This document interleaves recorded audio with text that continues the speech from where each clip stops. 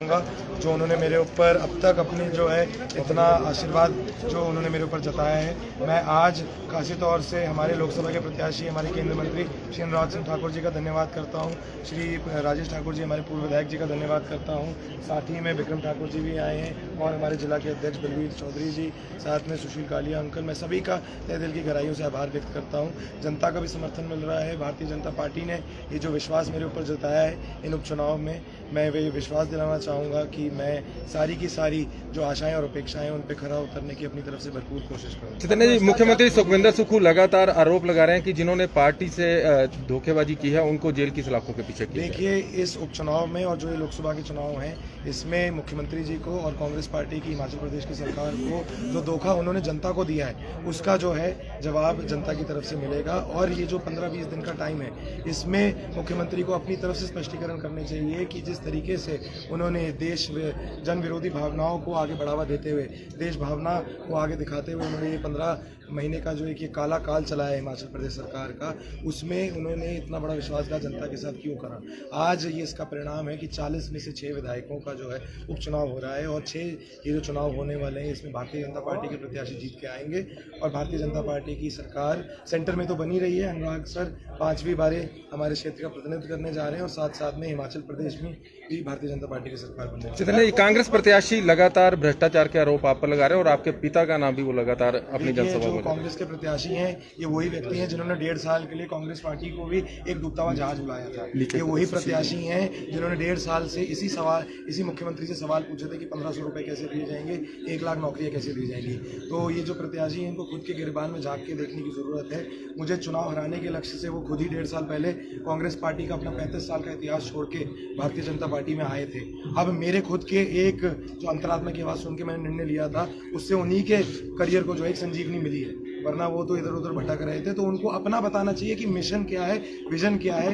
ये बेबुनियादी फालतू की बातें करके जो जनता है वो बहुत ज्यादा समझदार है, उनका ध्यान जो है वो भटकाया नहीं जा सकता। सर, उप मुख्यमंत्री कहते हैं कि ये जो 6 विधायक है इनका मैंने रूट कैंसिल कर दिया है, उधर शिमला की टिकट नहीं दी। अच्छा, तो देखिए मैं उप मुख्यमंत्री जी की बात पे कुछ कहना नहीं चाहूँगा क्योंकि मेरा तो ये भी मानना है कि उनके साथ भी कहीं ना कहीं इस सरकार में बेइंसाफी हुई है और जिस तरीके से ये सरकार परफॉर्म कर सकती थी और जिस तरीके की आशाएं और अपेक्षाओं के आधार पर सरकार को आगे बढ़ना चाहिए था जनता की आशाओं और अपेक्षाओं पे, ये नहीं चल पाई है। सिर्फ ये जो है बोल के और सिर्फ अपने शब्दों के आधार पर जो है ये चुनाव लड़के नहीं जीता जा सकता। जो ग्राउंड पे एक्शन होने चाहिए थे वो क्यों नहीं हुए और जिस जुनून जज्बे के साथ और जिस विजन और मिशन के साथ श्री नरेंद्र मोदी जी इस देश को आगे बढ़ा के लेके जा रहे हैं, जिस तरीके से हमारे हमीरपुर पार्लियामेंट्री क्षेत्र का विकास पिछले 5 वर्षों में श्री अनुराग ठाकुर जी की गवाही में हुआ है और जिस तरीके से हमारा क्षेत्र श्री राजेश ठाकुर जी के कार्यकाल में पिछले 5 सालों में चला है और 1.5 वर्ष में जो तरीके से मैंने काम करने की कोशिश करी है, 4 साल में जनता के बीच में मैं एक्टिव रहा हूँ, चाहे जिला परिषद के तौर पर चाहे विधायक के तौर पर। हम तो काम की बात करेंगे और काम के नाम पर वोट मारेंगे और आगे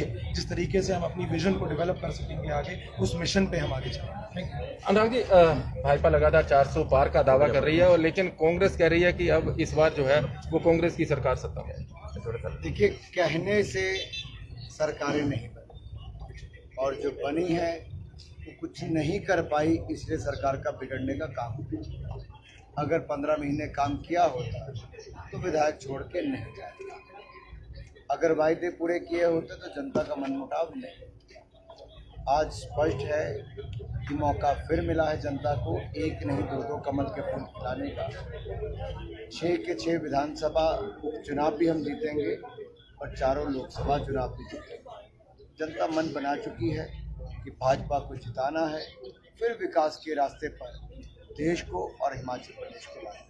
आपके खुद के संसदीय क्षेत्र में मुख्यमंत्री हो, उप मुख्यमंत्री हो, पूरी सरकार जो है वो लगातार डटी हुई है और आपके ऊपर लगातार आरोप है। देखिए, कुछ सत्ता का जितना दुरुपयोग करेंगे लेकिन मत तो जनता को डालना और जनता मन बना चुकी है कि मोदी जी की हैट्रिक लगाएंगे, देश को दुनिया की तीसरी बड़ी अर्थव्यवस्था बनाएंगे, 3 करोड़ बहनों को लखपति दीदी बनाएंगे, 3 लाख करोड़ खर्च करके पीएम किसान सम्मान निधि अगले 5 सालों में देंगे और 3 करोड़ पक्के मकान और बना कर देंगे। यही नहीं, 70 साल से ज़्यादा की उम्र वालों को 5 लाख का मुफ्त में इलाज भी मिलेगा, तो राशन भी 12 करोड़ रुपया खर्च करके अगले 5 साल मुफ्त मिलता रहेगा। मोदी जी आएंगे तो जहां देश आगे बढ़ेगा तरक्की करेगा, वहीं हमारे हिमाचल प्रदेश को भी और विकास की संभावनाएं बढ़ेंगी। जितना हमारा विकास हुआ मोदी जी के कारण, प्रधानमंत्री जी के कारण।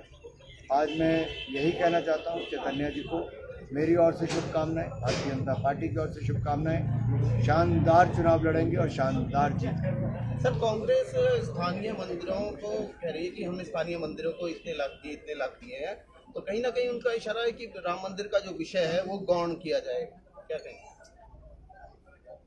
मैं तो इतना ही कहूँगा कि जो सरकार 15 महीने में देवतुल्य बहनों को 1500 रुपये महीना 15 महीने तक नहीं दे पाई, उसका क्या?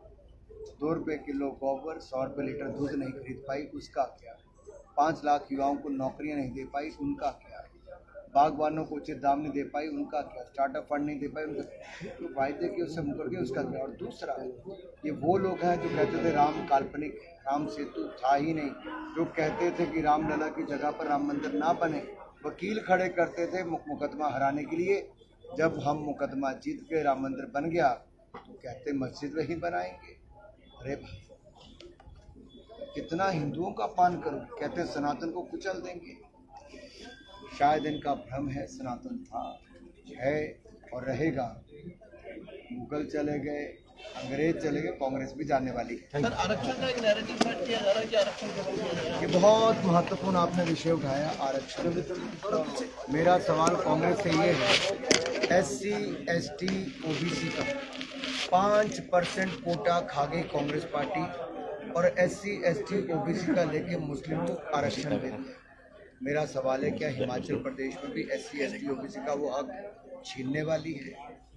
और दूसरा, जो सर्वे करवाते हैं, क्या क्या पता करेंगे कि आपकी संपत्ति कितनी, नकद कितना, सोना कितना है?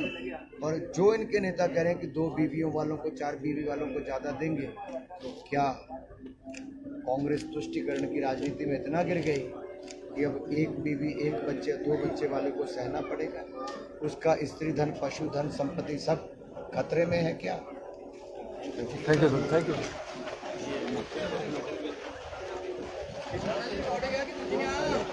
तो आप देख रहे थे कि